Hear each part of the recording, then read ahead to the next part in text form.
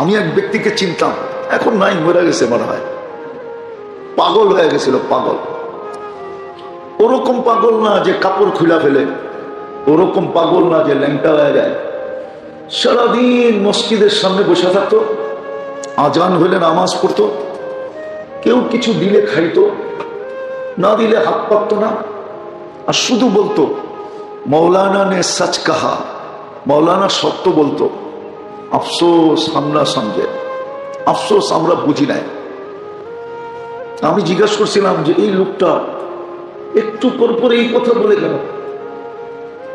এই লোকটা একটু পর পরই বলে আফসোস মৌলানা নে সচ কাহা, আমরা সমঝে, আমরা বুঝি নাই। একজন বলতেছিল হুজুর এটার পিছনে একটা লম্বা ইতিহাস আছে। আমি বললাম ইতিহাসটা কি? বলছে যখন পাকিস্তান হয়, ইন্ডিয়ার থেকে যখন পাকিস্তান হয়, তো ইন্ডিয়ার অধিকাংশ লোক পাকিস্তানে চলে গেছে, অনেক লোক পাকিস্তানে। আর যাইতে সময় পাঞ্জাব হয়ে যেতে হতো, ইন্ডিয়ার সাথে সবচেয়ে বড় বর্ডার কি পাঞ্জাব, আর পাঞ্জাব শিখদের ছিল। ওই সময় শিখেরা মুসলমানদেরকে কচু কাটা করছে, আপনি ইতিহাস উঠে দেখেন। তো এর ফ্যামিলিও মেওয়াত থেকে, মেওয়াত দিল্লির পাশের একটা জেলা মেওয়াত, ওইখান থেকে পাঞ্জাব পাকিস্তান যেতেছিল। আর মেওয়াতে সবচেয়ে বেশি তাবলিগ শুরু হয় মেওয়াত থেকে। তো ইলিয়াস রহমতুল্লাহ আলাইহি মেওয়াতে যা বলতেন, নিকলো আল্লাহর রাস্তায় বাহির হও, হতে পারে একদিন আসবে তুমি নিকাল দিয়ে যাওগে, তোমাদেরকে বাহির করে দেওয়া হবে, নিকলো वरना निकाल दिए जाओगे, বাইর হও, দিন শিখার জন্য বাইর হও, দিনদারি জানার জন্য বাহির হও, ইমান ঠিক করার জন্য, আমল ঠিক করার জন্য বাহির হও, নাহলে একদিন আসবে তোমাদেরকে বাইর করে দেওয়া হবে। যখন যাইতেছিল আর ফ্যামিলি পাকিস্তান, শিখেরা সবাইকে হত্যা করছে, শহীদ করছে, শুধু সে বেঁচে গেছে। ওই ইলিয়াস রহমতুল্লাহ কথাটা এর মাথায় ঢুকে গেছে, মৌলানা তো বলছিল বাইরেও, নাইলে একদিন তোমাদেরকে বাহির করে দেওয়া হবে। তো পাকিস্তান হওয়ার পরে এদেরকে তো বাইর করে দেওয়া হয়েছিল ইন্ডিয়ার থেকে, আর এরা যাইতেছিল পাকিস্তান সরজমিনে, মধ্যখানে পুরো ফ্যামিলি হত্যা হয়ে গেছে। তো এর ভিতরে এরকম এফেক্ট হয়েছে যে এর মাথার সিস্টেম চেঞ্জ হয়ে গেছে। তো এ শিয়ালকোটে থাকতো, সারাদিন মসজিদের সামনেই থাকতো, কখনো মসজিদের বারিন্দায় রাত্রে ঘুমায় যেত, কখনো কারো কাছে আশ্রয় নিত, কিন্তু পুরো ফ্যামিলি হারানোর যে একটা ব্যথা আর ওই কথা তার মাথায় ঢুকে গেছে। এই জন্য সে একটু পর পর বলতো মৌলানা নে সচ কাহা, আফসোস হামনা সমঝে। আজকে আমরাও সত্য বলতেছি, কবরে যাওয়ার পরে বুঝে আসবে, কিন্তু এখানে আফসোস করে কোনো লাভ হবে না, কোনো লাভ হবে না। ও যেরকম আফসোস করতেছে, ফ্যামিলি আর ফিরে আসবে না, ওর জীবনটা হয়তো আজকে নিভে গেছে। আমি 20-25 বছর 30 বছরের আগের কথা বলতেছি, তখনই বৃদ্ধ ছিল, আজকে তো হয়তো তারও জীবন নিভে গেছে। আজকে আমরা বলতেছি, আপনাদের বুঝে আসতেছে না, অনেক যুক্তি তর্ক মাথায় আসতেছে, ঠিক না? কবির কথার মতো, ঠিক না? মাথায় কত প্রশ্ন আসে, দিচ্ছে না কেউ জবাব তার, সবাই বলে মিথ্যেবাজি বকিস নে আর খবরদার। আমাদের মাথায় অনেক প্রশ্ন আসতেছে, হুজুররা কি বলে, কেননা দুনিয়া তো আরেক দিকে দৌড়াইতেছে, ঠিক না? কি দুনিয়া তো এখন আরেক দিকে দৌড়াইতেছে, ইন্টারনেটের যুগ, গুগলের যুগ, বিজ্ঞানের যুগ, উন্নতির যুগ, টেকনোলজির যুগ, ঠিক না? জেনারেল শিক্ষা দীক্ষার যুগ, একমাত্র শিক্ষাই এখন জেনারেল শিক্ষা। আল্লাহ দেখাইতেছে, আল্লাহ বলবো, রাগ হয়ে যাবেন না তো? আবার মিডিয়ায় কথা চলে যেতেছে, আল্লাহ দেখাইতেছে। জেনারেল শিক্ষায় শিক্ষিত হয়েও 70% বেকার, কোনো চাকরি নাই, বাকরি নাই, কোনো মূল্যায়ন নাই। মূল্যায়ন আছে ওর, শিক্ষা না থাইকেও যদি মামু দিতে পারে ওর মূল্যায়ন আছে। মামু বোঝেন? মনে হয় মামু বোঝেন না, বোঝেন? হ্যাঁ, গ্রাম্য শব্দ বললাম আর কি। আমার কথা বলার ডমই তো এরকম, আমি শুদ্ধ মুদ্দ জারি কম। কোথায় যদি জেনারেল শিক্ষাই মূল্যায়িত হতো তাহলে কেন আন্দোলন করতে হতো? কিন্তু আলহামদুলিল্লাহ আমরা মসজিদ জারু দেই বটে, বলতে পারবো আল্লাহর ঘর জারু দেই, বেতন যদিও কম পাই। মনে একটা সান্ত্বনা আছে কি, কার ঘর জারু দেই? আরে জারু দেওয়া বোঝেন? মসজিদের খাদেম, মসজিদের মুয়াজ্জিন, আমার মতো ইমাম, এটা তো বলতে পারবো তোর ঘরে খেদমত করছি, তোর ঘরে ছিলাম, কম পাইছি আর বেশি পাইছি একদিন, এটা তো বলতে পারবো। কি আজ পর্যন্ত পাইছেন খুঁজা যে কম বেতনের কারণে কোন হুজুরের বউ চলে গেছে বাড়ি ছেড়া? পাইছেন খবর? থাকলে আমারে দিয়ে, আমি পত্রিকায় দিব না, আমার টাকা দিয়া। পাইছেন? খুঁজা দেখেন সারা দিনে। হায় হায়, কয়জনের বউ শুধু পছন্দের পোশাকটা দেয় না, এই জন্য অটো টাইকা আইনা বাপের বাড়ি চলে গেছে স্বামীকে লাথি দিয়া। শুধু পছন্দের পোশাকটা দেয় না, কাপড়টা দেয়। রাগ হয়ে গেলেন? আলহামদুলিল্লাহ সুম্মা আলহামদুলিল্লাহ। হুজুর গুলা 3 বেলা খাওন না দিলেও যায় না। কি করে না? যায়ও না, কোর্টে যায় কেসও করে না, থানায় যায় বলেও না যে খাওন দিতে পারে না। বরং সবর করে দৌড়া বয়ে থাকে যে আইসি লাল কাপড় পয়ড়া, জামু তোর কাছ থেকে সাদা কাপড় পয়ড়া, আজকে আসি তোর লোকে, কালকে জান্নাতেও থাকবো তোমার লোকে। সবরের জীবন কাটাইতেছে আলহামদুলিল্লাহ। হ্যাঁ, টুংটাং একটু হয়, এমন না যে টুংটাং হয় না। কি টুংটাং বোঝেন? হ্যাঁ, টুংটাং হইতে পারে। যেমন আলী রাদিয়াল্লাহু তাআলা আনহা আর ফাতেমা রাদিয়াল্লাহু তাআলা আনহার সাথে টুংটাং হয়েছে, টুংটাং। আলী রাগ হয়ে যায়, মসজিদে শুয়ে রয়েছে। আল্লাহর রাসূল এসে জিজ্ঞেস করছে আলী কই?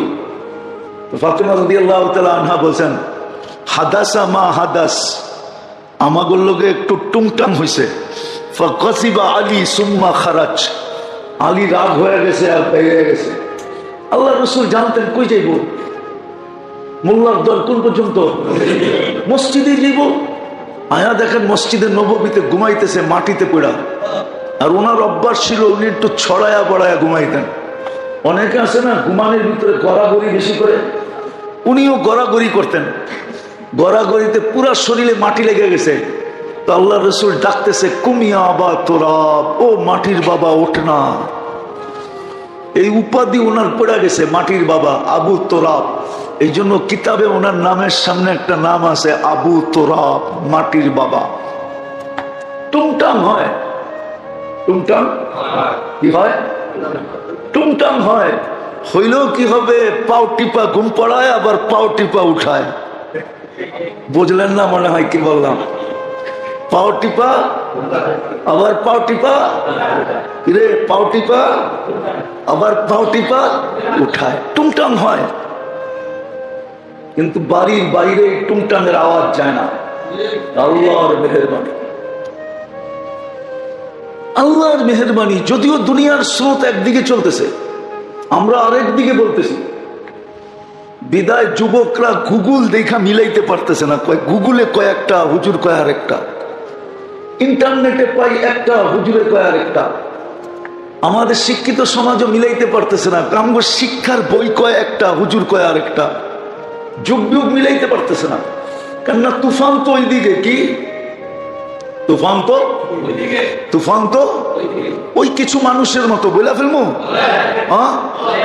কোন দলের সদস্য না, কিন্তু বৃষ্টি যেদিকে সাথী ওইদিকে, যখন যে তখন তার চামচা। কিন্তু কোন দলে তার কি নাই, কি নাই, দুর্মিয়া জায়গা নাই না, লিখিত সদস্য না, লিখিত সদস্য না। বৃষ্টি যেদিকে ছাতা, বাতার যেদিকে পাল ওইদিকে, যখন যে তখন তার চামচা। যেটা বুঝাইতেছিলাম, আল্লাহ আল্লাহ রসুলের ভালোবাসা যতটুকু ওনারা বাসছেন আমাদেরকে বা বাসতেছেন, হায় আমরা যদি কিঞ্চিত বাসতাম, কিঞ্চিত যদি ভালোবাসতাম, তাহলে আমাদের মাথার ঘাম পায়ে জড়াইতে হতো না, মাথার ঘাম পায়ে জড়াইতে হতো না। আছে কিছু লোক আছে দুনিয়াতে যাদের মাথার ঘাম পায়ে জড়াইতে হয় না, যাদের মাথার ঘাম পায়ে জড়াইতে হয় না। যেদিকে যায় ওদিকে রাস্তা খোলা, ওদিকে রিস্কুন কারিমের বৃষ্টি বর্ষণ হতে থাকে। আপনি খুঁজা বাড়ি করেন, আমি বইলা দিলাম, আপনি খুঁজা বাড়ি করেন। কিছু লোক এখনো আছে যেদিকে যায় ওদিকে রিজিকের বৃষ্টি বর্ষণ হইতে থাকে, রিজিকের বৃষ্টি প্রয়োজন মিটতে থাকে। রিস্কুন কারিম, মাথার ঘাম ঝরাইতে হয় না। তো আল্লাহ যতটুক ভালোবাসে, আল্লাহর রসুল যতটুক ভালোবাসে, সামান্য উদাহরণ দিলাম আমি যে আল্লাহ কতটুক ভালোবাসে, বুঝলে বুঝবেন। নাইলে আপনি এশার নামাজ পড়েন না, উচিত ছিল আপনাকে ফজরের সুযোগ না দেওয়া। একদিন দিল, 2 দিন দিল, 3 দিন দিল, 4th দিন দেওয়ার উচিত ছিল না, কিন্তু আমাদেরকে ডেলি দিতেছেন। এরকম জোহর, এরকম আসর, এরকম মাগরিব, এরকম এশা, এরকম জুমার পরে জুমা, রমজানের পরে রমজান। আবার একটা আসতেছে সামনে গাফেলদের জন্য। আল্লাহ উদাসীন উম্মতকেও ভোলেন নাই, যারা রমজানে উদাসীন ছিল। রমজানে তো 10 দিনের 5 দিনের ভিতরে 1 রাত্র ছিল লাইলাতুল কদর, ঠিক না? হ্যাঁ, একটা হইলে ধরা সহজও হইতে পারে, আবার কঠিনই হইতে পারে। সহজ সম্ভব না, কঠিনই। মনে করেন আপনার এলাকায় একটাই বাস যায়, বিদায় একটা বাস যখন যায়, ধরাটা সহজ না কঠিন? হ্যাঁ, আরেক জায়গায় ঘন্টায় ঘন্টায় যায়, ওটা কি? তো আল্লাহ গাফেলদের জন্য, যারা রমজানে গাফেল ছিল, উদাসীন ছিল, দুনিয়া কামানে লাইগা ছিল, সিজন বানায়া বসা ছিল। আমাদের দেশে তো অধিকাংশ ব্যবসায়ীর সিজনই হলো কি?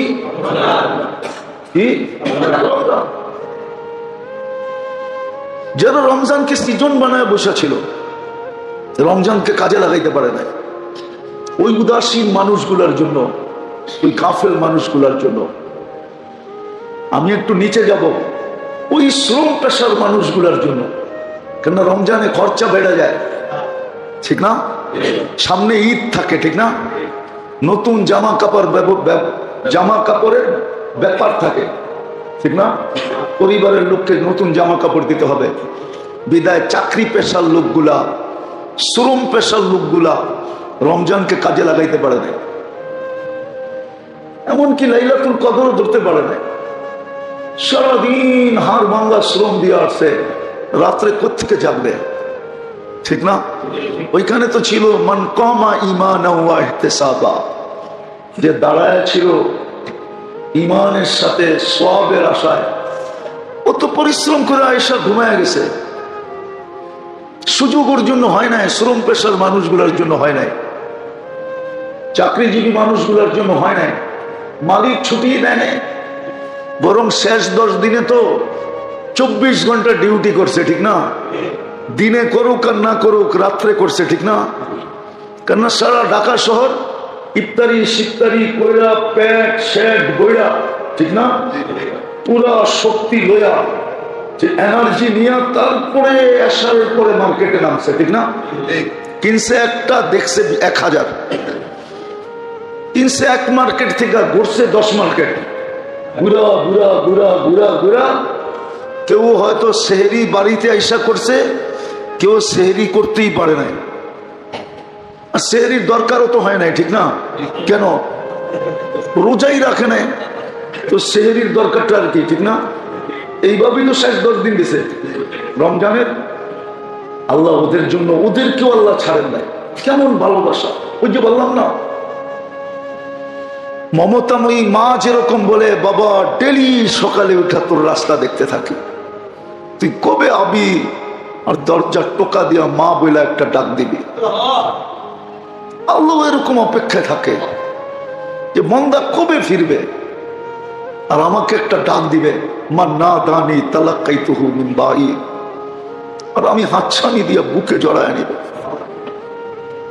ওই সুযোগ আবার আমাদের সামনে আসতেছে। আজকে কয় তারিখ? কালকে কয় তারিখ? পরশু কয় তারিখ? 17 তারিখ দিন গিয়া রাত্রে হয়তো জিলহজের প্রথম চাঁদ উঠবে মনে হয়। 18 তারিখ প্রথম তারিখ হবে। 10 রাত্র 10 লাইলাতুল কদর। বুঝাইতে চাইতেছেন, একটা ধরা তো কঠিন ছিল, 10টা দিলাম, একটা হইল ধর। আমাদের দিকে চাই দিয়েছেন, শ্রম পেশার মানুষের দিকে, নিম্ন আয়ের মানুষের দিকে চায়া, চাকরিজীবীদের দিকে চায়া, শ্রমজীবীদের দিকে চায়া, মধ্যবিত্তদের দিকে চায়া, যে দুনিয়া তো পাও নাই, কমসে কম আখেরাতটা লয়ে নাও। দুনিয়া তো মিলে নাই, জান্নাতটা নিয়ে নাও। এই জন্যই মনে দিছিলেন, আমার যুক্তি বলে, আমার দিলের তাড়না বলে, নাইলে এত বড় সুযোগ দিবেন কেন? 10 রাত্র 10 লাইলাতুল কদর, 10 দিন 10 বৎসরের ইবাদত কেন দিবেন? একটু বোঝেন, একটু বোঝেন। দুনিয়ার তো কিছু পাই নাই। এই মজমায় কয়জন মিনারেল পানি খায় বলেন? সারা দিন 24 ঘন্টায় যে পানি খান, কয়জন আছেন এখানে মিনারেল পানি কিনা খান? ঢাকা শহরে এরকম লোক আছে, হাফ লিটার পানি 250 টাকা দিয়ে কিনা খায়। ওদের ঘরে এই পানি ব্যবহার হয়। পানির নাম বলে দিব? নামও বলতে পারি আমি। না বললাম না, না না না না, আরে না না না, আরে ওই পানি জাপান থেকে আসে, বাংলাদেশও তৈরি হয়। কোম্পানির নাম বলে দিতেছি, সাকুরা নামে একটা পানি আছে, দেখেন হাফ লিটার কয় টাকা নেয়। আপনার তো ওই পানি পান কোনো কিসমতে জোটে না। জান জান সারা মাসে কয়বার এই মজমার কপালে একটা পিজা জোটে? পিজা, পিজা কোম্পানির পিজা, ওই রোডের পিজা না, যেটা ব্র্যান্ড কোম্পানির পিজা, ব্র্যান্ড কোম্পানির। হ্যাঁ, যেটাকে ফুড বান্ডায় অর্ডার দিতে হয়, আপনার বাসায় দেওয়া যাবে। দেখেন একটা পিজার দাম কত, একটা বার্গারের দাম কত, একটা গ্রিলের দাম কত। এই রোডের এই সাধারণ হোটেলে যেটি বেচে ওগুলোর কথা বলতেছি না, ওইটা খাওয়াও তো সম্ভব হয় না। হয়? হ্যাঁ বলেন না। সারা মাসে কয়দিন কাবলি পোলাও খান? আরে বলেন, রাগ হয়ে যান না। সারা বছরে একবার খান নাকি কাবলি পোলাও? হ্যাঁ হ্যাঁ। খেপসা বাংলাদেশে পাওয়া যায়, যেটা সৌদির খানা, হাই লেভেলের খানা, আরবরা খায়, সাইকেরা খায়, ওই খেপসা বাংলাদেশে পাওয়া যায়। জীবন এই বয়সে একবার খাইছেন কিনা বলেন? কে খাইছেন? হাত উঠান। ওটা সৌদি আরব জায়গা খাইছে, এইখানে বইয়া খাইছেন কিনা? এটা কোন সৌদি আরবও বানায় কেউ খাওয়াইছে। হ্যাঁ, দেশের লোক ছিল তো, কইছে আইসো তোমার একটু খেপসা খাওয়াই দিই। ওটাও মনে হয় 3 নম্বরটা খাওয়াইছে। 1 নম্বরটা খাইতে গেলে তো আরোগ্য হোটেলে যেতে হবে। ওটা তো এতটুক পার্সেল দিবে না, ওটা পার্সেল দিলে ফুল খাসি পার্সেল আনতে হবে। আমারে চিনাইতে হবে না, আমি দুনিয়ার গাইডটা শেষ করে ফেলছি।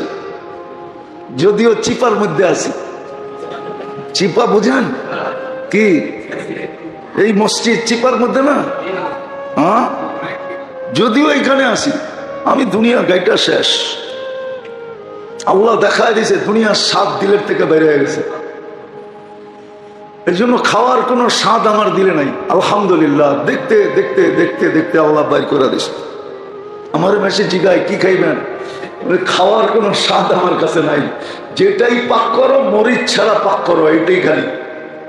কি ডাইলো পাক করো মরিচ ছাড়া করো, চলবে না, স্বাদ বাইরে গেছে। আল্লাহর ইহসান এটা। তো যেটা বুঝাইতেছিলাম, দুনিয়াও পেলাম না,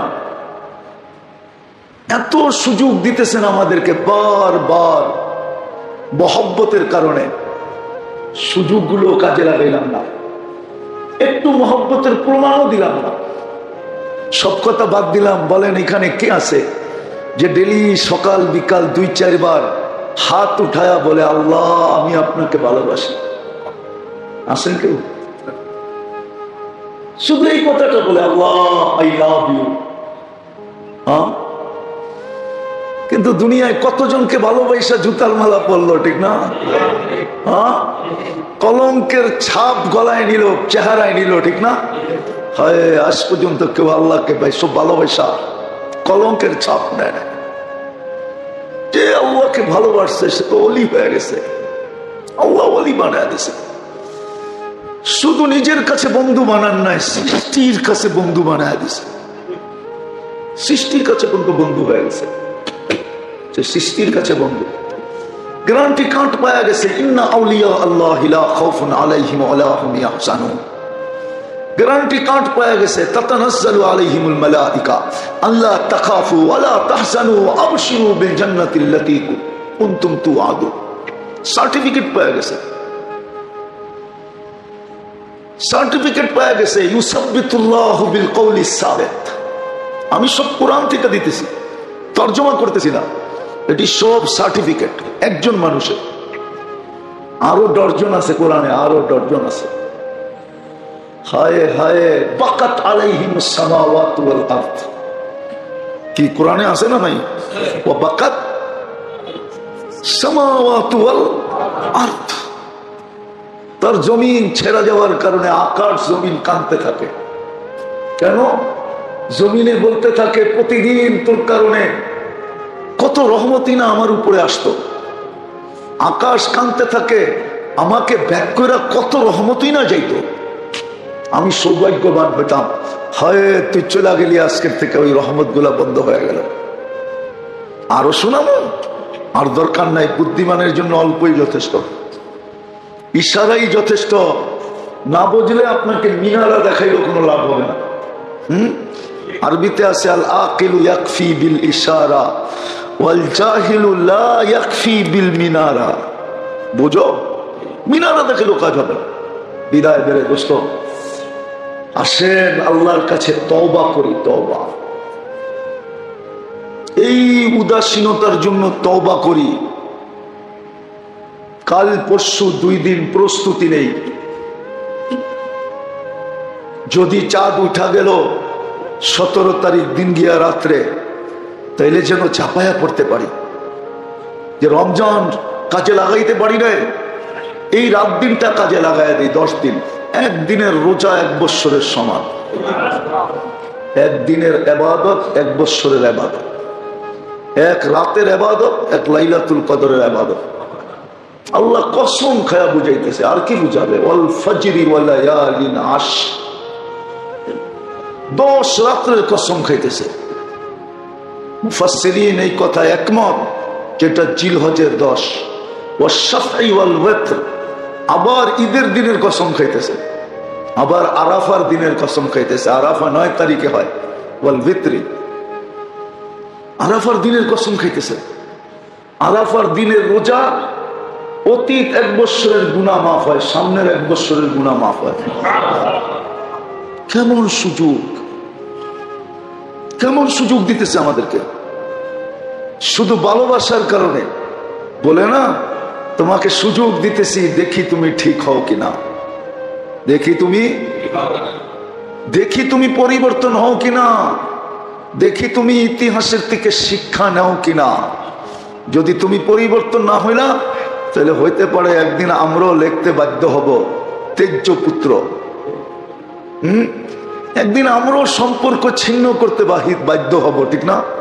কি কখনো তো মেয়েওয়ালারও ছেলের সাথে সম্পর্ক ছিন্ন করে, করে না? কম কষ্টে করে?